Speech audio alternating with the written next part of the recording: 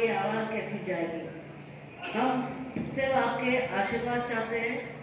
आपको मालूम है ब्रह्मा विष्णु महेश एक साथ मिल गए हैं और तीनों एक शक्ति लेके आएंगे।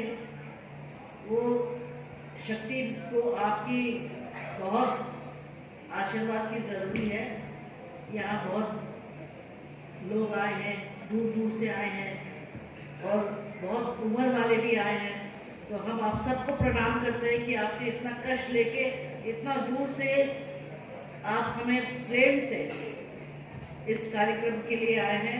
मैं सिर्फ एक छोटा दरख्वास्त करूंगी कि आप सिर्फ हमको आपका प्यार और आपका आशीर्वाद दीजिए और उससे मुझे और कुछ नहीं चाहिए। आपके आशीर्वाद और हमारे जितने यहाँ हमारे जो मुख्यमंत्री बैठे हैं उनका गाइडेंस मुझे मिले तो मुझे एक मौका आप लोगों को सेवा करने दीजिए। बहुत बहुत धन्यवाद।